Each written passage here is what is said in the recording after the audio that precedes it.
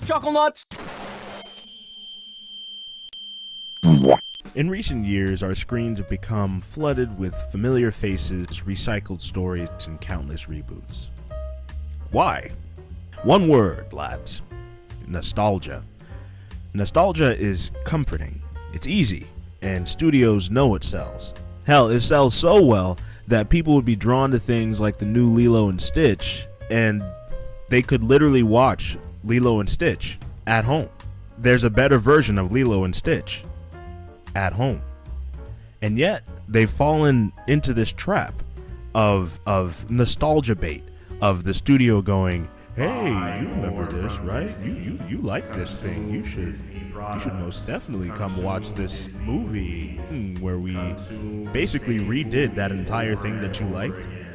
And now we're going to charge you the price of a movie ticket for it. Again. If you went to go see it, 20 years ago, I don't know. But that's all besides the point. Nostalgia, while undeniably appealing, is slowly strangling the creativity of our media landscape. Humans naturally crave comfort and familiarity. Nostalgia capitalizes on this by offering an unspoken security. When presented with new things, we would often put them off or outright neglect them or reject them in favor of the things that we are used to watching, reading, consuming in general. Let's just take a look at the lineup of the next couple movies coming out next year. We've got Shrek 5, Avengers Doomsday, Toy Story 5, Masters of the Universe, Ice Age 6. There's 6 Ice Age movies? Read, nigga! Read! Anyways, these series were initially charming, but now this approach where they're all reaching the 3rd, the 4th, the 5th point in their franchise, it's starting to get extremely stale very fast.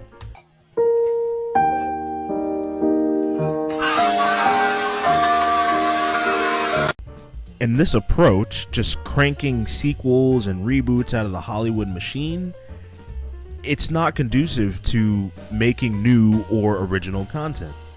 And the real shame is that this constant stream of unoriginality diminishes the excitement for the prospect of new ideas and stories. Audiences nowadays would prefer a familiar plot and a character because the risk of disappointment feels a lot lower, to be honest. And this attitude stops us from innovation, from being truly creative. But nostalgia in and of itself has become a business model, and creativity suffers for it.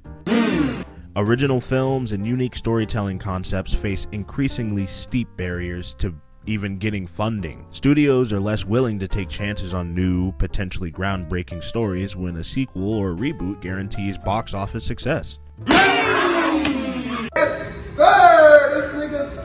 Independent filmmakers and fresh voices struggle to break through, and audiences suffer for it because we'll never get to see their original, interesting, brand new idea. I hope you're able to Shut the fuck up! Shut the fuck up! Shut up! What are you doing?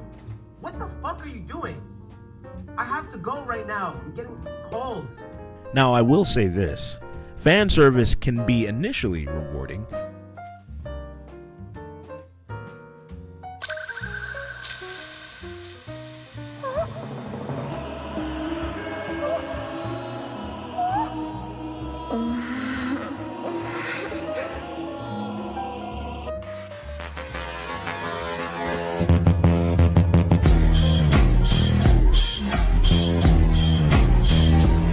Not that kind of fan service, you numpty.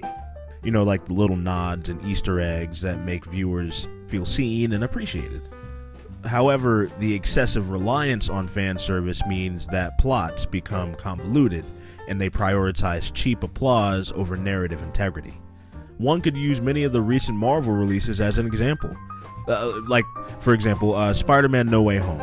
Despite how much I love it, it's not solely meant to be a movie. It feels more like walking down memory lane. They're kind of basing a lot of the excitement coming from the audience off of, they know who Tobey Maguire is. They know who Andrew Garfield is. Y'all love this, right? This is perfect. We don't have to do anything else. We just got to get things that you remember from long time ago, like, yeah, that sounds fine, that's cool to us. But I don't want it to sound like I feel that way about Spider-Man No Way Home. But I'm saying that is what the executives view this as. They're not looking at it as like a way to say, oh yeah, this is a I love you to fans. This is them using the excuse of people loving nostalgia to not do any work.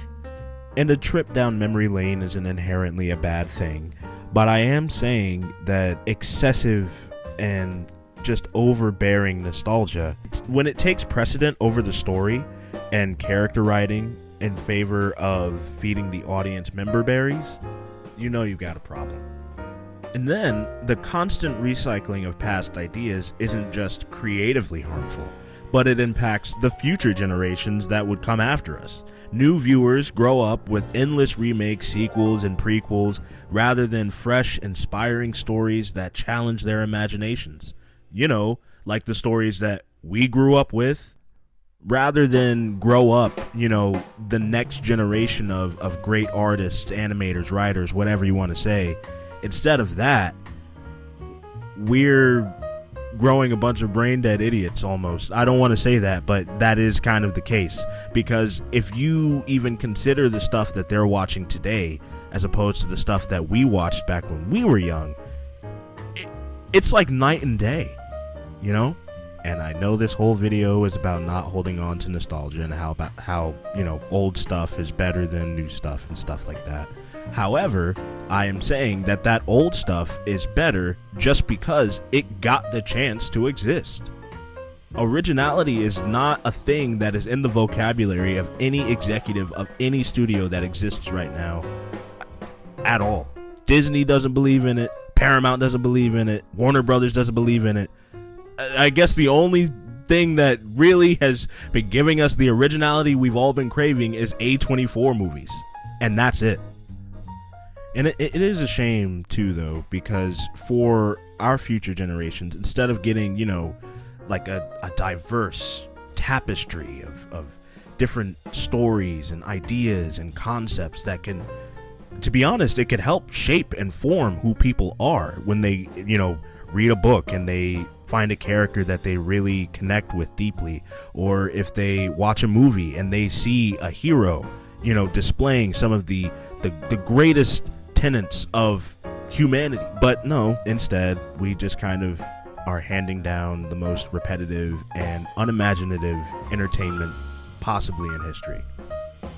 Now, I don't want you to go away from this video thinking that I'm trying to suggest that we get no originality at all, because we do. We get a lot of movies, or rather I would say a middling amount of movies that are original, have their own ideas and everything like that. Sometimes some are better than others. Like, for example, remember I just mentioned A24 film. We might get something as good as Everything Everywhere All at Once, but then we might get something as bad as the movie Men, which, it's kind of a toss-up at that point. But in general, I'm talking about good original ideas. Okay, I had mentioned Everything Everywhere All at Once, Sinners, what's another one that I had saw? Talk to Me was really good. That was another good, really original movie. On top of that, that was made by YouTubers. Hey, this is post-editing Wayne here. Hey, did you do something with your hair? You look nice. I just wanted to let you know this section that's coming up here. This is kind of because while I was editing, I realized, like, damn, I didn't tell them any movies that I would consider to be original and, what movies to go out and watch. So I'm going to throw a couple up on screen here just so you can see them. And then you could most likely go out and watch any of these movies on plenty of streaming services. And I'll also put the streaming services on there for you too. Woo! Yeah, baby! That's what I've been waiting for. That's what it's all about. Woo! So my point being, there's not all hope lost in the world. There's just too many factors that play into us actually getting any kind of original content.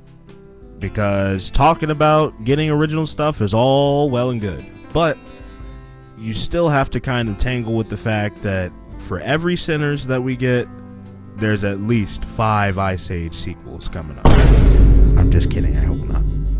I want to end off the video by saying nostalgia by itself isn't inherently bad. Celebrating beloved classics is a healthy thing to do. It's a good thing, to be honest, to return back to things that you enjoyed when you were younger. The issue arises when nostalgia becomes the default rather than the exception. To preserve a thriving creative landscape, audiences and creators alike must support and embrace original storytelling. After all, the classics we fondly remember today were once groundbreaking innovations themselves.